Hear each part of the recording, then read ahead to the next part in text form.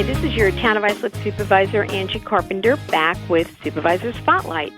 We're doing things a little bit different, remotely and virtually, given the fact that we're still within this COVID-19 pandemic, but things are coming along. I'm delighted to have with me today Dr. Chris Raio, who is with Good Samaritan Hospital. He's in charge of emergency medicine system-wide for Catholic Health Services, but resides at Good Sam. Probably resides at Good Sam is pretty indicative of what's been happening these last couple of months with the COVID-19 pandemic. Great. Thank you for having me, Angie. So, Chris, if you don't mind, and I really do appreciate you taking time out of the front lines there to give us an update on what's happening locally here in the town of Islip at Good Sam regarding the COVID-19 pandemic. Sure. I think what we're seeing at Good Sam is pretty indicative of the entire region, and from speaking with colleagues in other parts of the country that were hit pretty hard, indicative of what they have seen as well. Right now, I would say we're pretty stable. It got, very busy, and we were seeing a ton of cases pouring in a few weeks back. We slowly saw that curve start to flatten and certainly go down on a decline over the last 10 to 14 days. And right now we're starting to see sort of a transition from purely a COVID hospital now to where we're teetering around the 50-50 mark and starting to see even more of quote-unquote normal patients versus the COVID cases. Unfortunately, we are still seeing COVID patients present to the hospital, as I'm sure you've seen the governor, cite statistics day to day. But the number of cases is certainly on the decline, and I think overall, obviously, that's great for us and great for the community. The town supervisors, village mayors, et cetera, are on a daily briefing call with the county executive and the Suffolk County Health Commissioner. And this has been going on since March 9th, and we get an update on the numbers as far as the number of tests that have been taken in the past 24 hours, the total number of tests given countywide. And yesterday was the first time in weeks that the number of admissions into the hospital fell below 1,000. It was 970 countywide yesterday. But previous to that, it was always, 1,047, 1,826 one day. So it is encouraging, especially coming down under 1,000. That really was a wonderful feeling yesterday. Yeah, we're certainly seeing declining volumes, not only of COVID cases, but of patients overall. One of the things I think we need to stress to the community is that if they're having other issues, not related to COVID, that we're there for them, that we're certainly separating out, quote unquote, clean from COVID cases, and they should feel comfortable definitely still coming to the hospital if they need to. Obviously, all of the New York pause, social isolation, people staying at home directives have really helped, but we do want patients, if they need, emergent or urgent care, we're certainly still available to them. I think that's important that people understand that as well. I'm so glad you made that point, because I've had people ask me, what do I do? What do I do? Is it safe to go to the hospital? The last thing we want anyone, to do is to stay home if it is an emergent situation and they need to get immediate care, at the emergency room or in the hospital or be admitted into the hospital. So to hear you say that, it still is a safe environment, despite the fact that you have COVID cases there. I'm sure prior to COVID, on any given day, there were people in the hospital with very, very contagious illnesses that most people wouldn't even know about.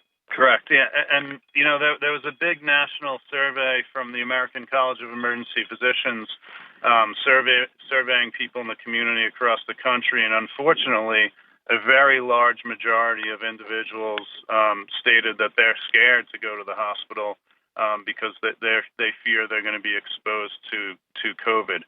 And I really want the community to be aware and be assured that, we're making every effort to keep patients away from, infected cases, and the hospital is a safe place. We have been seeing certain patients come in, and they're coming in a few days later than we would typically see them with, things such as appendicitis or patients with chest pain, et cetera. Right. And those patients really should still feel comfortable coming in if they need to.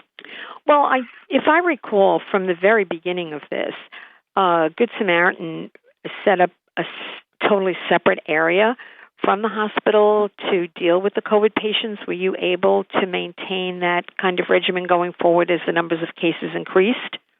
Sure, correct. So we actually had a tent set up where we would screen patients and try to keep the cases separate as much as possible. And most of our sister hospitals throughout Catholic Health have done similar, and most of the hospitals, honestly, throughout Long Island, Catholic Health or otherwise, have similar processes.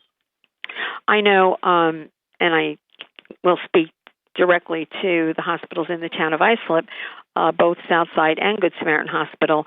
The tents were erected, quickly to take care of the overflow or the needs, and it was done rather seamlessly. Yeah, it's worked really well, and I'm in contact with the chair of emergency medicine at Southside. We speak pretty frequently. We're sharing best practices, and we're really doing everything we can just to take care of the community, because obviously that's most important. Chris, earlier today we had a Zoom press conference, and it was all 10 town supervisors from Suffolk County, along with the 3 supervisors from Nassau County. So all 13 of us were on this Zoom call, and the overriding message that I think came off of that was that we are working together. So regardless of political affiliations, regardless of where you are, what town you represent, that we're one island, and we're in it together. And to see the hospitals acting in that way too, I know, really gives everyone a sense of comfort, knowing that when the chips are down and there's really a serious situation, partisanship, friendly competition, whatever you want to call it, gets put aside, and the good of the people that we, are sworn to serve is premier. So I'm delighted to hear you say that. One of the biggest lessons that I think everyone has learned is that teamwork. Everybody's really stepped up and participated together as one team, not only locally, within the hospital, but, regionally, across health systems, and even nationally and internationally. Everyone has really stepped up, sharing things that work, sharing things that don't work, and it's really made a huge, huge impact. It's really helped. And I think coming out of this, and we will come out of this, we are going to be a different society. And I think we're going to be a kinder, gentler, more inclusive, more collaborative society, no matter what it is that we're addressing. I think people are realizing that we can't live our lives in silos, that we really are, all in this together. We're going to take a little break and come back to Supervisor Spotlight. I'm delighted that with us today we have Dr. Chris Raio from Good Samaritan Hospital, who's head of emergency medicine at a time that emergency medicine is front and center.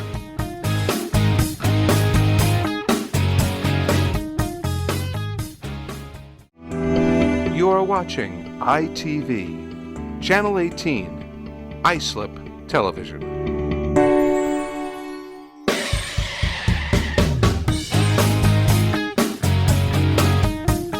This is your Town of Islip Supervisor, Angie Carpenter, here today, coming from the studios of Long Island MacArthur Airport with our Supervisor Spotlight.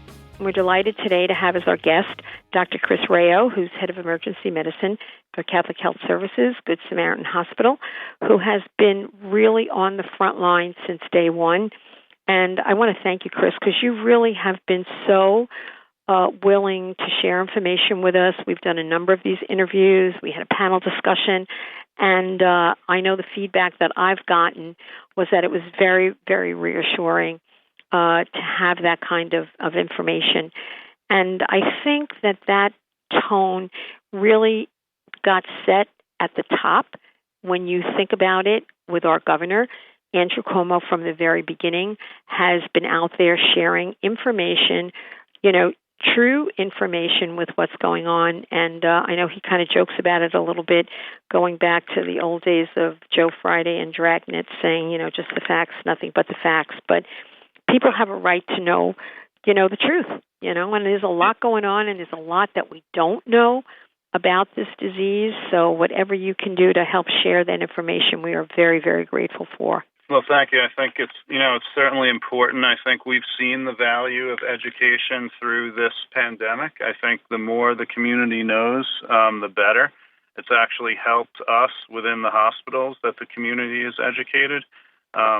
So that there's definitely great value to getting the word out. And also, I think there's there's a lot of fear out there, and I think people should know that, things are under control. We're still not out of the woods, but, things are stable. And I think everyone's done a great job stepping up and dealing with the issues. It's encouraging to hear that things are stable, and we should be encouraged. There's a little part of me that gets a little fearful that if people, when they're listening to that message, are going to think, oh, gee, everything's fine, and we can reset the clock back to what it was before this all started, for us here locally, say the beginning of March. I remember very vividly having frantic phone calls about whether or not to cancel a St. Patty's Day parade. Should we, dare do that? And now it's like you wouldn't even think about it. So yeah, I think, I use the word stable, not completed, not done. I think nobody really knows how long this is going to go on for. So I think everyone just needs to, keep doing what they're doing, keep, acting under the guidance of the government, under, the medical professionals, and we'll get through it. Unfortunately, I don't know when we're going to get through it, but we will get through it at some point.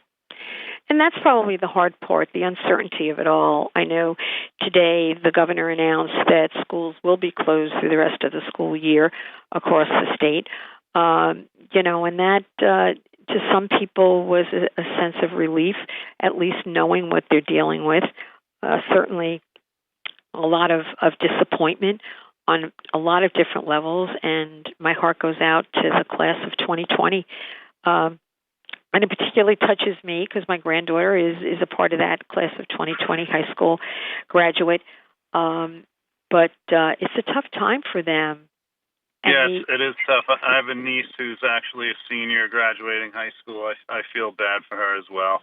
But I agree with you. I think at least knowing is one positive. So, now we know that there's not going to be school. We can prepare and try to move on. And hopefully the schools will have this time to prepare to make ready for the day that the kids do come back. Hopefully it will be in September. It gives them the whole entire summer. If, class structure has to be reconfigured, I'm not in that field. I'm not sure what decisions are going to be made or what is even being discussed, but it makes it a little bit easier knowing that they have the time to prepare and get ready to do whatever needs to be done. Yeah, absolutely. I think, the teachers have done a great job to this point, and, having this extra time to put a plan together, I think will be good for them and good for the kids too. So let's get back to what's going on now with the pandemic.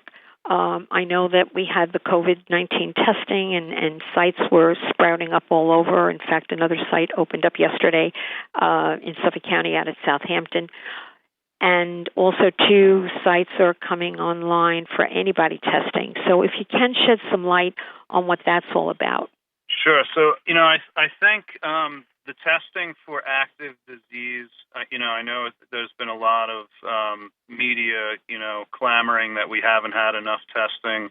Obviously, we'd always want more. We would love to go to everybody's house and test every single person, but I don't think that's going to be possible. Within the hospital, if I could just interrupt. So this clamor for testing, if you could go to every house and test everyone, and they were, the vast majority of them tested negative, they didn't have COVID, it doesn't mean that the next day they go out the door and they interact with someone who is symptomatic and then they get it. Exactly. The hospitals, we've for the most part had the testing that we've needed, at least in this region. Mm-hmm. And I think every day it's really improved in terms of, our capabilities, our turnaround times, et cetera. The antibody testing is a whole nother category that obviously there's been a lot of attention paid to as well, and I think rightfully so. Right now we are performing qualitative antibody testing for Catholic Health employees only. And really, that test just tells us if we've been exposed to COVID-19, and it doesn't really tell us whether or not we're immune. Mm-hmm. So there's some epidemiologic benefit to individuals getting tested, but from a day-to-day, change what we're doing. There's not a whole lot of value with that test yet. Gotcha. So tell me something. What does a person do who got the virus and I've heard stories of people, having a fever for 3 weeks, 26 days. I mean, I've heard some really scary kind of cases. So a person has had the fever, had the symptoms, nausea, stomach pains, whatever it was for that individual, and now I understand the criteria is 3 days fever-free without any fever-reducing medication, and then what? So what we're recommending, and the government organizations and national guidelines, really you should be asymptomatic for 3 days. So no fever, no bad cough, you're not short of breath. You need to have pretty much no symptoms for 3 days, and then that also has to be, you have to be 7 days from symptom onset. So, even if you got sick on a Monday and by Friday, you're fine and you've been symptom-free for 3 days, which some people are, by the way. A lot of people are recovering very quickly.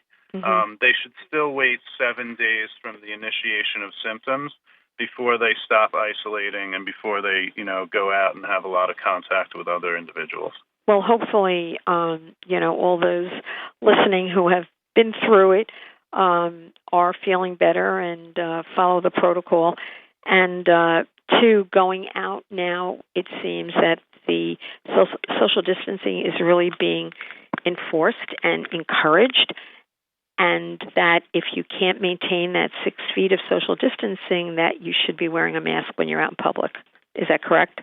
Yeah, absolutely. I'm glad you mentioned the mask issue. I know a lot of people are uncomfortable initially putting the mask on, but, I think it's super, super important. And, I think the big key, which has been talked about a lot, is it's not just protecting you from getting infected, but it's actually protecting everybody else in case you're one of those individuals who's a carrier who has very minor symptoms. So it's really not just about you, it's about everyone in the community. And for the most part, people have really, really been good about playing their part in helping stop this pandemic.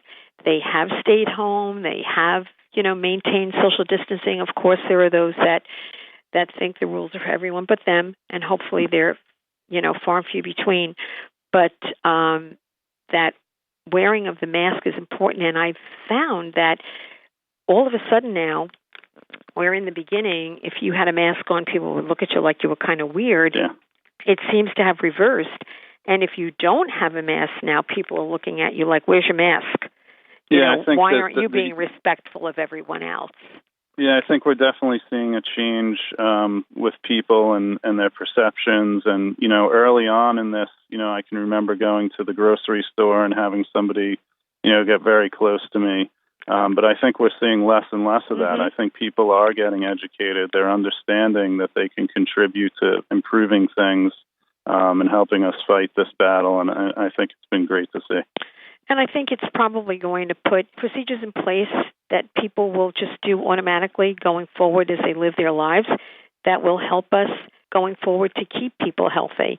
I have a feeling that next year's flu season will probably be one of the lowest we've ever had because, first of all, anyone who never got a flu shot before is saying, I'm getting a flu shot this season. Right. And are going to be maintaining those healthy habits, washing your hands. You know, we talked about it in the beginning, and we're not hearing it so much anymore, but you still need to keep washing your hands 20 seconds. Don't touch your face. Social distance, the whole mantra, it needs to keep being reinforced and practiced. Yeah, I think we've talked about this on some of our previous discussions that a lot of positives can come out of this, not just related to COVID, but related to hygiene and other infectious diseases that I think will be very helpful. Yep. You just can't be careless, and you can't be too careful. Well, I thank you so much for joining us today. Is there anything you'd like to add? I would just like to add, that there's a lot going on in terms of medical research, medications, clinical trials, et cetera. A lot of these trials are active on Long Island. Both within CHS and with other health systems, there are clinical trials looking at convalescent plasma, looking at some of the medications that you've heard might be effective. We have several clinical trials going on within CHS, and we're hopeful that some of these will lead to positive results and ultimately help our patients and help us get through this. And before we close, I just want to, again, thank you, your entire team, and every single person that is involved. There have been so many tributes to healthcare workers, essential workers, those that are in the grocery stores, those that are helping us maintain some sort of semblance of normalcy in our everyday lives, who are coming to work every day and making sure they're doing their part, to help keep people safe. And certainly you and your team at Good Sam have really been in the front lines, and we can't thank you enough. Well, thank you. We really appreciate it. And you'd be surprised how much all these thank yous really means to everybody. Even, the little cards we get from, preschoolers that send to the emergency department, it really uplifts the spirits of everybody and has really helped everybody get through. I can really relate to that. I had a teacher give an exercise to her students, and we received a couple of letters thanking us for, keeping the roads safe and doing the things that we're doing here in government, even though we're, have a reduced workforce. Half of our folks are working from home, but we're still trying to keep things moving and again, trying to keep life as normal as possible in these less than normal times. Yeah, it's been great, and I think everybody realizes we're all in this together, and, to see everybody come together has really been, a great part of this. Well, you gave me the perfect opportunity to end this, because we have been saying here in the town of Islip, we are in this together but 6 feet apart. So Dr. Chris Raio and your incredible team at Good Samaritan Hospital, thank you so very much for joining us today on Supervisor Spotlight. Thank you, Angie. Thank you.